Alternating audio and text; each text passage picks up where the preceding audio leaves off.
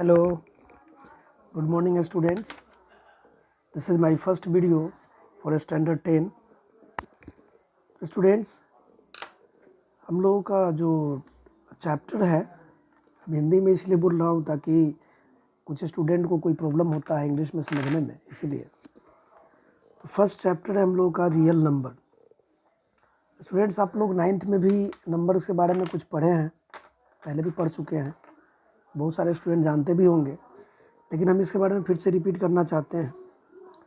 Real number हम लोग बोलते हैं बेसिकली, रियल नंबर दो नंबर से मिलके बना हुआ है, रेशनल नंबर और इरेशनल नंबर। लिखा भी है यहाँ, all rational and irrational number are called real numbers. फिर है दोस्तों integers, all numbers from negative, positive और zero known as integer number. Rational number, अभी हमने बात किया था रियल नंबर के बारे में, जो क्या है, रियल नंबर रेशनल और इरेशनल नंबर से मिलके बना हुआ है। तो रेशनल नंबर है स्टूडेंट्स ऐसा रियल नंबर जिसको हम लोग p बाई क्यू के फॉर्म में लिख सकते हैं, और q यानी जो बेस है वो कभी भी जीरो के बराबर नहीं होगा, और इसमें जो p और q है वो दोनों नंबर इंटीजर्स होंगे। लिखा हुआ है कि p q belongs to integer are rational numbers. All integers can be expressed as rational. सारे इंटीजर्स को हम लोग रेशनल में एक्सप्रेस कर सकते हैं, जैसा कि यहाँ कुछ एग्जांपल दिया हुआ है। जैसे 5 एक नंबर है जिसको हम लोग क्या कर सकते हैं, 5/1 लिख सकते हैं, यानी कि p बाई क्यू के फॉर्म में लिख सकते हैं। और जब p बाई क्यू के फॉर्म में लिख दिए और q जीरो के बराबर नहीं होगा तो वो नंबर हमारा रेशनल नंबर होगा। वैसे ही 7 है, 7 इक्वल्स टू 7/1। वैसे ही √4 है, जो √4 का वैल्यू होता है या तो 2 या तो -2, और दोनों को अगर हम लिखेंगे तो 2/1 और -2/1 लिख सकते हैं, ठीक है। और दोनों निगेटिव और पॉजिटिव दोनों क्या होगा, इंटीजर्स होगा। अब है कि थोड़ा सा लफड़ा होता है डेसिमल का। तो देखिए कि decimal expansion of rational numbers terminating और नॉन टर्मिनेटिंग रेकरिंग। यहाँ समझना पड़ेगा दोस्त स्टूडेंट्स, नॉन टर्मिनेटिंग रेकरिंग का मतलब जो टर्मिनेट ना करे बट रेकरिंग करे, यानी कि नंबर को रिपीट करते हुए चला जाए आगे। और टर्मिनेटिंग का मतलब हो गया कि जो टर्मिनेट करे, यानी कि कोई नंबर जाके डिवाइड हो जाए। जैसे हमने यहाँ एक नंबर लिया 1/2, अगर हम 1 को 2 से डिवाइड करते हैं तो जानते हैं कि 1 2 के टेबल में नहीं आता, लेकिन जब हम डेसिमल डालेंगे तो डेसिमल डालने के बाद हम यहाँ पे क्या करते हैं, एक जीरो डालते हैं। फिर 2 5 जा होता है आपका 10, है ना। तो ये क्या कर गया, कट गया। कटना मतलब टर्मिनेट करना, ठीक है। तो 1/2 का क्या आया, 0.5। नेक्स्ट है 1/8। 1/8 को अगर डिवाइड करेंगे तो 1 8 के टेबल में तो आता नहीं, तो 8 से जब डिवाइड करेंगे तो यहाँ हमें क्या करना पड़ेगा, 0 पॉइंट डालना पड़ेगा। अब 0 क्यों डालें, क्योंकि डेसिमल से पहले अगर कोई नंबर ना हो तो हमें 0 डालना पड़ता है, ठीक है। तो पॉइंट, उसके बाद यहाँ पे क्या करेगा, जैसे ही पॉइंट डालेंगे एक 0 यहाँ पे हमें डालना पड़ेगा। अब 8 1 जा 8 होता है, इसको जब डिवाइड करोगे तो 2 आएगा। फिर आप क्या करोगे, यहाँ एक 0 डालोगे क्योंकि 2 8 के टेबल में नहीं है। अब 8 2 जा 16, 16 आया। फिर आप इसको करोगे, टर्मिनेट करोगे, इसको जब सब्ट्रैक्ट करोगे तो 4 आएगा। फिर यहाँ 0 आएगा, और 8 5 जा आपका होगा स्टूडेंट्स, आप नहीं देख पा रहे हैं, यहाँ देखिए ये 2 और ये है, 8 5 जा हो गया आपका 40। इसको आप फिर से देख सकते हैं, 8 से डिवाइड नहीं हो पाया तो अभी हमने जो रिपीट किया था वही सारा चीज़ है, आप ध्यान से देखिएगा, समझ में आ जाएगा। नेक्स्ट है आपका नॉन टर्मिनेटिंग रेकरिंग, जो यहाँ पे लिखा हुआ था नॉन टर्मिनेटिंग रेकरिंग।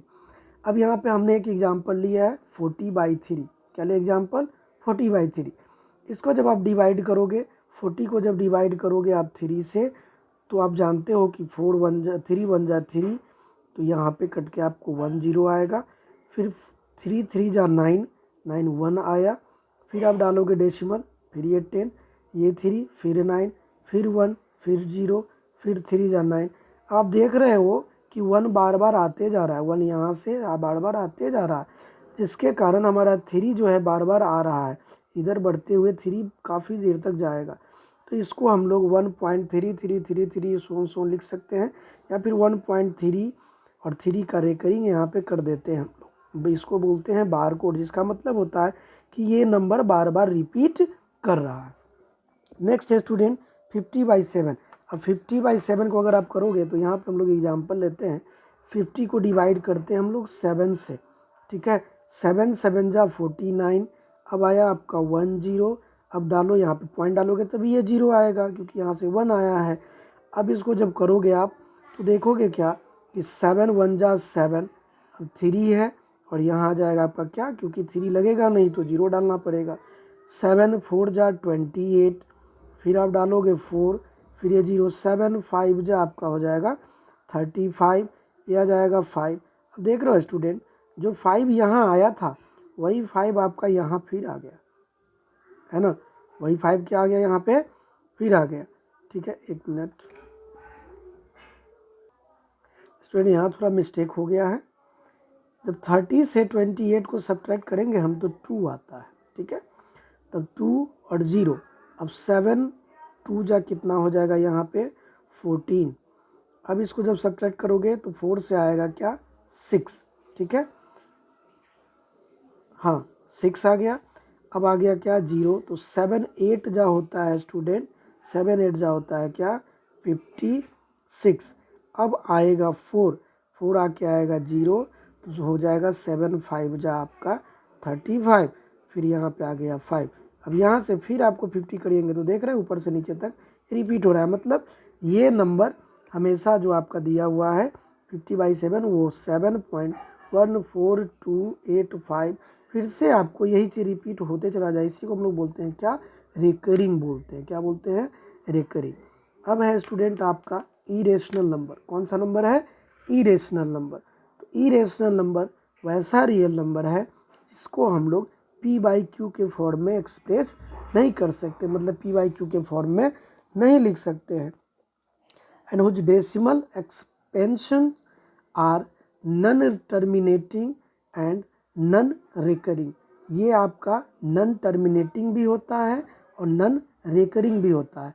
जैसे आप यहाँ पे डेसिमल में आप देख सकते हो, जैसे अगर कोई नंबर हम लेते हैं तो जैसे 1.41421356√23, ये क्या हो रहा है, कहीं भी रिपीट नहीं कर रहा है, मैच कर रहा है, कोई नंबर कहीं से रिपीट नहीं कर रहा है, एकदम अल्टरनेट देख रहे हैं, यहाँ सब डिफरेंट आ रहा है।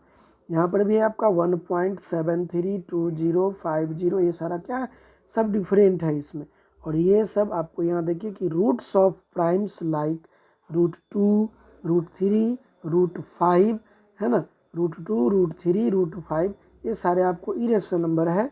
और ये जो आपको ऊपर में मैंने दिखाया था, ये √2 का वैल्यू है, ये √3 का वैल्यू है, और ये √5 का वैल्यू है, जिसे हम लोग शॉर्ट फॉर्म में √2 का वैल्यू 1.414 लिखते हैं, √3 का वैल्यू 1.732 लिखते हैं, और √5 का वैल्यू हम लोग शॉर्ट फॉर्म में 2.236 लिखते हैं।